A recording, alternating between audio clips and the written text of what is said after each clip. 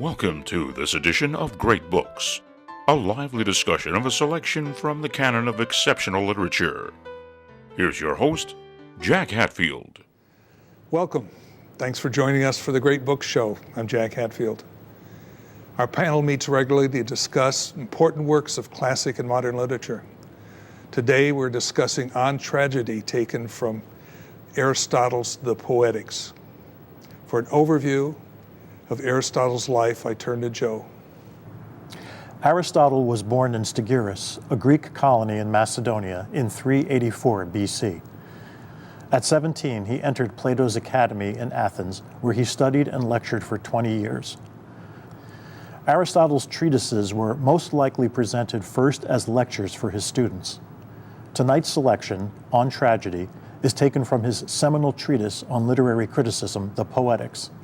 In it, among other things, Aristotle defines tragedy and describes its effect on the emotions of pity and fear, delineates the 6 constituent elements of this dramatic form, discusses points of plot and character, and describes the fall of the hero's fortunes from good to bad as a result of hamartia, a tragic character flaw.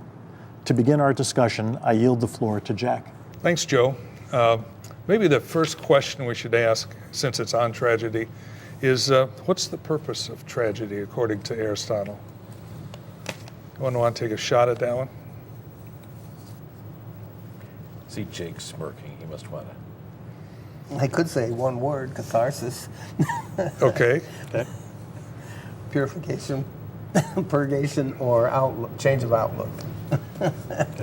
From what? From whatever you started in relation to fear and trembling. Okay. Somebody else? Joe? You know, I never, I never really did have that clear in my mind. I mean, Aristotle talks about the effect of tragedy is to arouse feelings of pity and fear that then something happens to it. They get purged, they get purified, whatever happens. But I was never sure if that was basically it. I mean, that is the function of tragedy. That's the end of it, or whether that was a means to some other kind of end. That I was never sure. I'm with the means to a different kind of end. But there's no real evidence in the text. Maybe it's in an excerpt that's not included.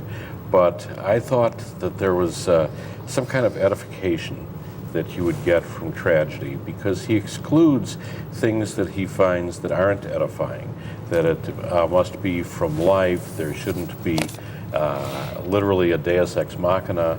It should be reasonable. They should be well-known issues and well-known families. And so you can take education from this somehow. Well, when I Improve your judgment. Yeah. Improve your judgment. When I read this, I was thinking just pity and fear. I mean, that seems pretty limiting, because when I have seen tragedy, sorrow, and sometimes you go, what's the word that sang Freud? No, that I'm saying, Schadenfreude. Yeah, right. That I'm Glad it's not me. Yeah, glad it's not me, or that fool. So. Well, that is part of it, I think. But pity and fear, it seems to me much more restrictive. It could be sorrow. It could be other. Well, yeah, emotions. right. Yeah. Well, he defines pity and fear, doesn't he? Yes. Undeserved misfortune is one of them for pity, I think, and for He said that misfortunes that might happen to us. So that's would speak to his point that it's supposed to be edifying. Fear is that you recognize the similarity between you and the person. Could happen to me, in the yeah. tragedy, yes. They're right. but for the grace of the gods. Right. Yeah, right, exactly. But he also distinguishes other things. He also talks about other things. He talks about just human feeling, which sounds like a sort of a generalized compassion, but he doesn't. And at the suffering, just seeing the suffering of others. But that's not good enough. I mean, that's not right. Arousing. That really isn't the point of well-done tragedies, well-constructed tragedies.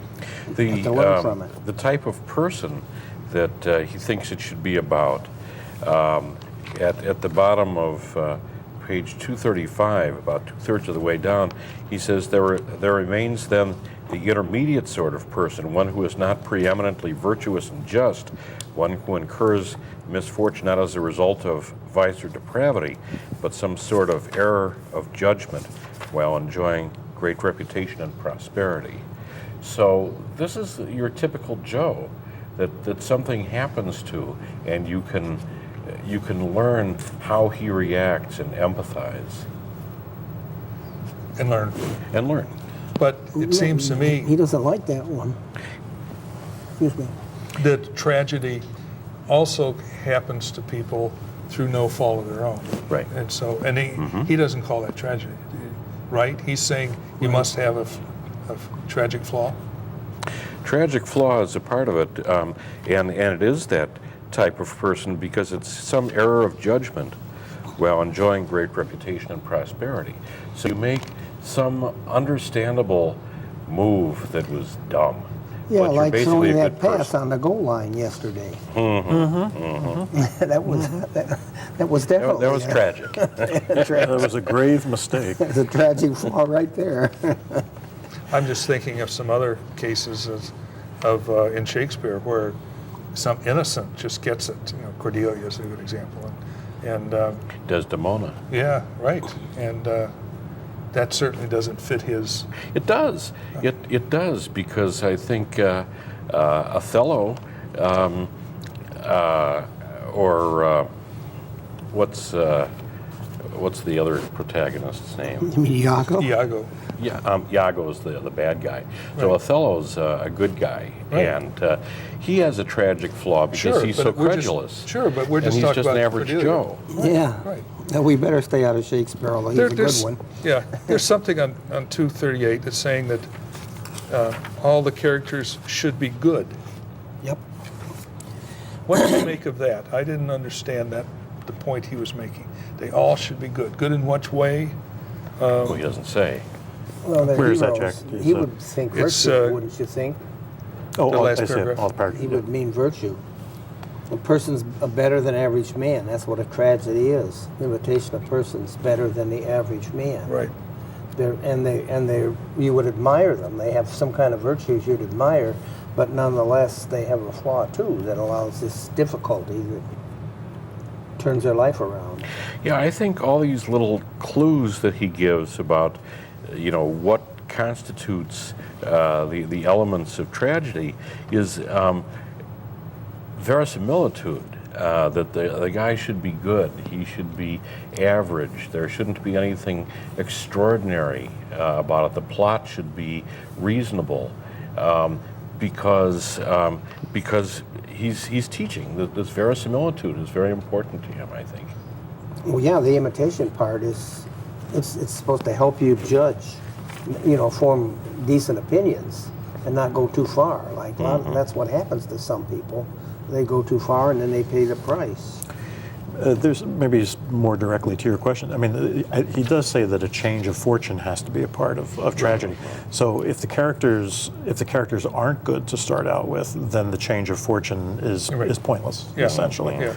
It doesn't teach anything. Well, it sort of does. You could say it's poetic justice or something, but He says something about something being the most untragic thing possible. Something when a bad man goes. Yeah, you wouldn't care if it wasn't a good person. That's right. Right. So, But also in terms of the issue of the function, what's tragedy for?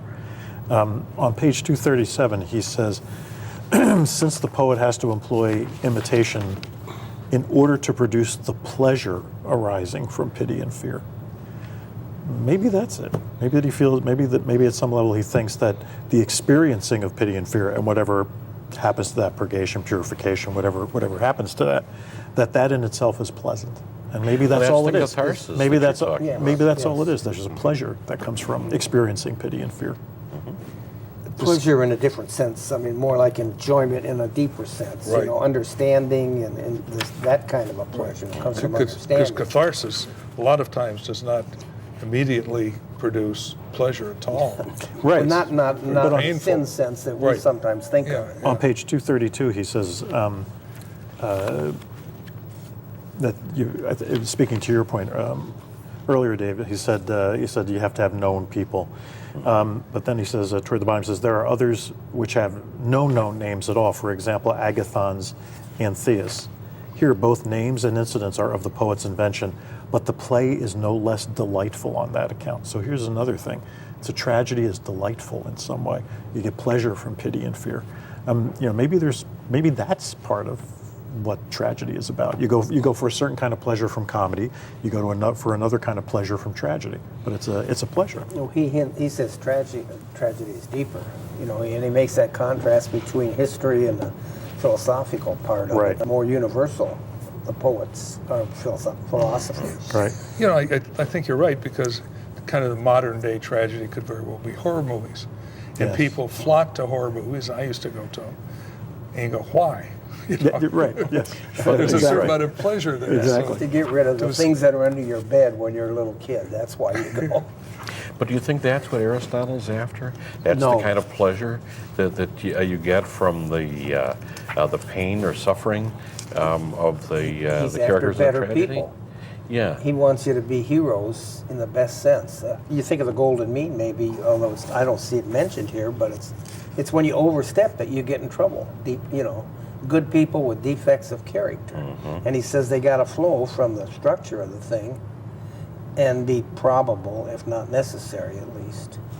And it's the whole business. He's trying to portray the process of life, of living, and being a good judge of it as you go along the way, not getting carried away and not making mistakes or whatever words we want to use. Mm-hmm. That goes along with his point about the difference between poetry and history. Yeah, because history's there. It's on And it's not, 232. it didn't transpire to be edifying. It just happened. But the poet can craft something in the general case to make it more applicable to the human condition. Yeah, here's what he says on 232 to that. Poetry is more philosophic and of greater significance in history, for its statements are the nature rather of universals, whereas those of history are particulars. So the edification is in the lifelikeness. Mm-hmm. I think that people can understand and take with them and say, that could have been me. Absolutely. Look what happened to him. Absolutely. Do you think Because he says it's not demonstrative. You cannot demonstrate what's going to happen in an action. Mm-hmm. I think you're kind of saying this, but let me ask you a question. Do you think this, he seems to be talking just about tragedy as in a play or an art. Is he also bringing in tragedy in human lives? I mean, is that part of what he's addressing here? Well, he says tragedies, it's not about persons, but about an action in life. Somewhere there's a statement in here, I can't tell you where it is, but he says it's not about persons, a tragedy, but it's about action and life. Right. That's what he's trying, it's an imitation of an action in life, not of persons. So it's not tied to a specific person. So That's it's generalizable. Yeah, he's not psychologizing things. He wants us to look at the process, what's going on outside of us. And everybody that watches it goes through this experience and forms their own character as a result of doing it. which is psychology. Well, he doesn't think so, though. Well, does he?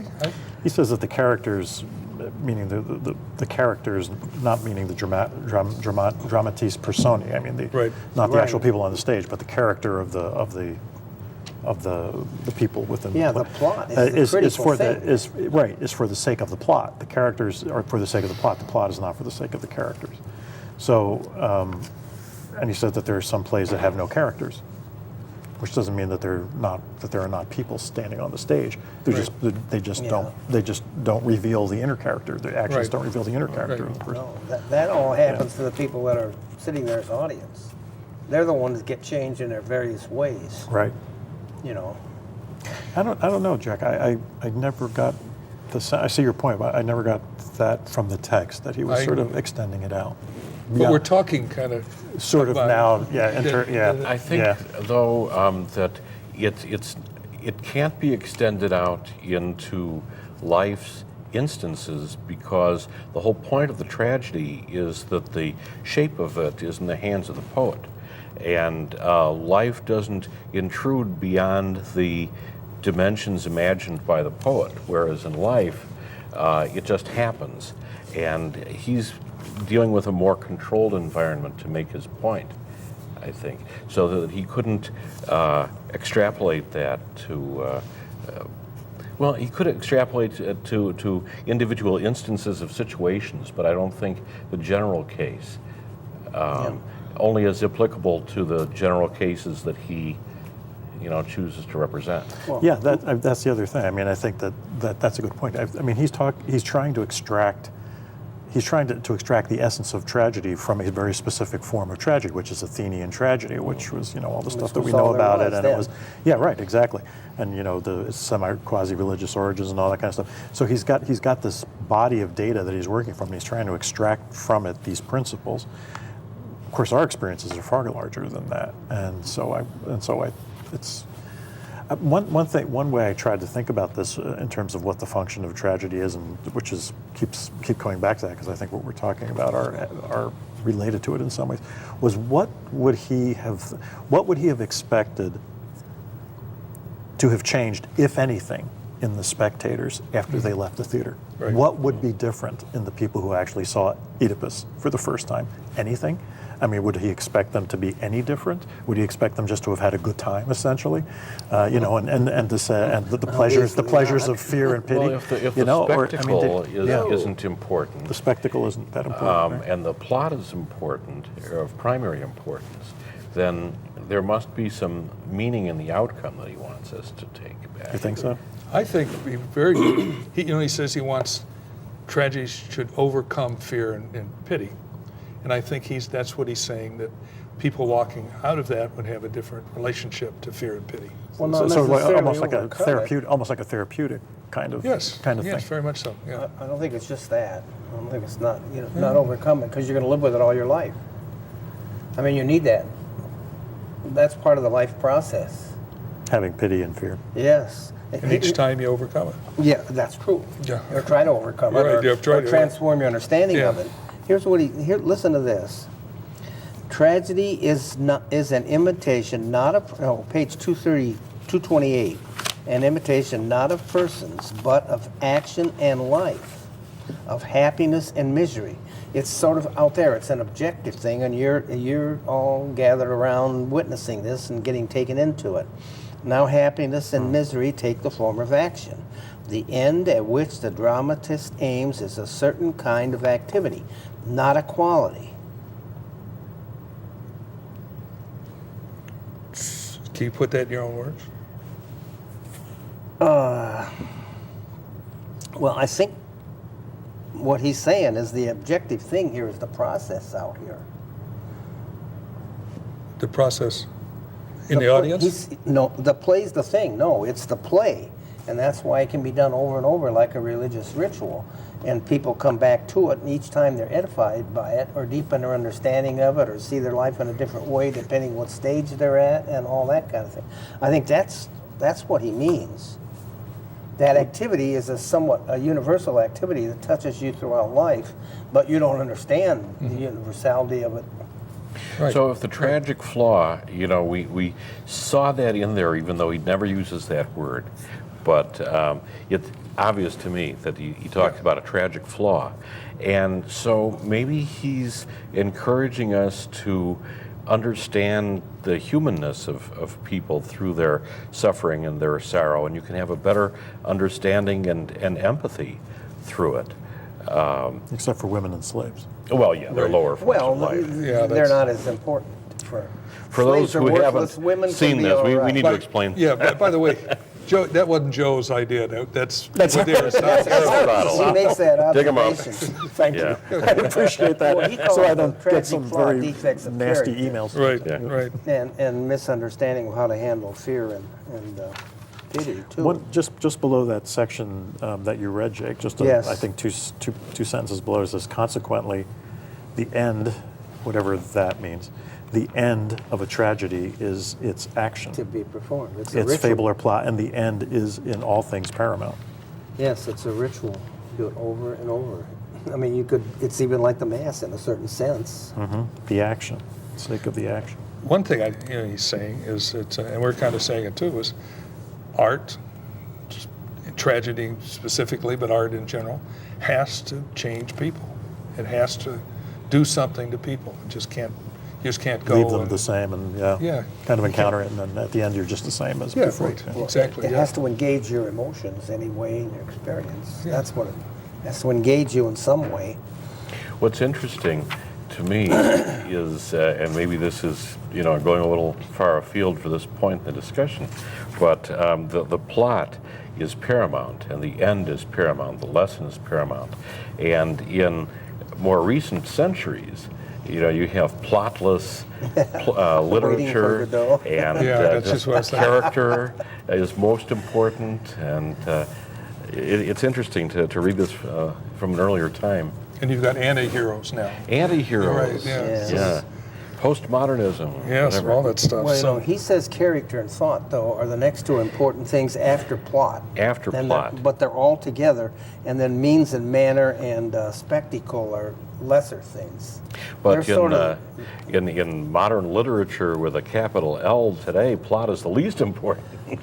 Well, for a lot of it. Sometimes. Yes, right. Often. But certainly not for him. Plot is the Right. very soul, as it were, Right. of That's tragedy. right. Yeah, That's right. yeah. Of the action. It'd be interesting if we had an Aristotle here now and just watch TV or go to the movies. I was thinking the same. He was busy tonight. We tried. But Yeah. that's the way he was. He was Yeah. writing Be some happy. treatise. Or Yeah, whatever. yeah. To have his reaction to some of the stuff that we watch. We could bring Nietzsche in here. Did you get on the first page here, 227? Did you understand he's talking about melody? He's talking about pleasurable accessories, rhythm and harmony. Yeah. What does? In verse, it needs to roll off the tongue. Yes. Iambic pentameter or whatever. Yeah, but Yeah. that wasn't. The Greek tragedy didn't. The chorus. Was it declaimed in a meterless way? I doubt it. The chorus I certainly thought he meant usually wasn't. specifically song. It could be song too. It could be chanted, but Yeah. it But wouldn't that was- have to be. Yeah, no, there's no song per se, I think. But in there's Greek like a tragedies, isn't speaking there? choir, like the chorus in some of the, like. Yeah, but usually they speak it. I don't know how. I it's know done. it. Well, we've but they're only heard it in singing English, They're doing too, it in unison. Right, that's right. They're doing it in unison like a speaking Right, choir. right. And so it really is Well, melodic. Or at least I know when melodious. I don't know where this. I know that when opera was invented, part of the idea was that they were trying to reclaim what they thought were the emotion-producing parts of Greek tragedy, and that's where they came up with the idea of recitative, which is sort of a sung speech. Yeah. So maybe that's Maybe. maybe. Yeah, we've never seen how it was done originally. We've never Right. heard how the chorus was actually Right. done. So yeah, it could be. Yeah.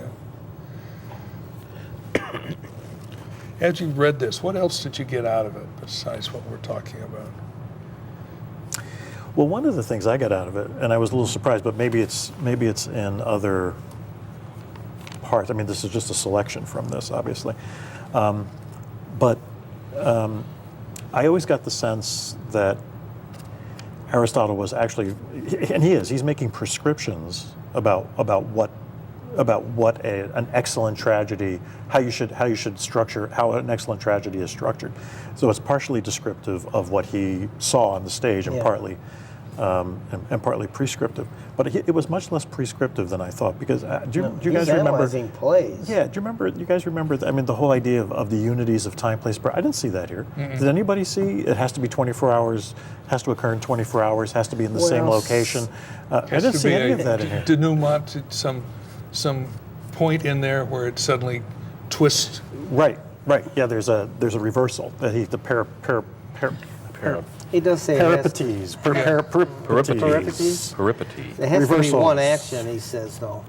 That's a little different than something in the middle that Oh, yeah. something comes up and changes And something. just changes it. Yeah. Okay. so- Well, I think yeah, he's not contrasting those this things. from older styles. I mean, he mentions the new comedy and the old comedy, but he also talks about banning things that are not possible. God's coming down from the sky and changing something radically. and that it must be more from life and more like life-like people. Right. So That something follows likely or necessarily Yeah. from a person's character, and Right. from the actions that they I think had the fact before. that he's saying this is not that he's seeing this, but he's contrasting it to what's come before. He's saying that modern literature is now like this, and we have none of that old stuff anymore. Could be. Yeah. Well, he's concerned about the structure of the process too. Sure. And you know, if you have gods jumping in there all the time, then there's no necessity or probability to it. He's trying to explain the structure and the dynamic of this process so you can experience it and control it or make decisions in relation to it. Why read this? I mean, why is it just? I'll ask. I think I asked it earlier. Is it just about Greek tragedy and what he's saying, or is there applicability now about both our lives and what we see on the screen? I did take it. I didn't. Yeah. Well, yes and no, I guess. How do you like that for a definite answer? Yes and no. Now, some of the things some of the ways that he analyzed what goes into. I mean, the six components and what makes a good and a bad instance of those components. I actually sort of thought more about what we saw and thought that some of the things that horror movies, for example, that was actually my thought, and he would say that that's the inferior form of tragedy because it relies on spectacle. It doesn't rely on necessity of character and all that kind of stuff. So it made me think. It sort of illuminated some of the things about our current tragedies. But I didn't think that it. How should I put this? That it really made me think of anything beyond that. And somebody changes, as you were saying. There's a twist or something like Yeah. that. But somebody goes from somebody in the play goes from good to bad. From Whatever, good to happiness bad. is an action. We're running and out of success is time. an action. Recommend it. Up, down, up. Oh, we'll let him live. I love it. The fourth or fifth time I've read it, you get something every Right, time. yeah, right. It says Yeah, the play's so- the thing is what it The says. The play's the yeah, thing. Yeah. So You should copyright that. I like that. I Yeah, should. that's got a future, I think. There was I a think guy, that's or maybe even a past. time machine Okay. that I Yeah. did that too. So thank you all. Until next time. Thanks for watching. I hope you enjoyed the show. Join us next time as we discuss another important selection. As Aristotle said, the best way to learn is to get together in small groups and discuss great ideas.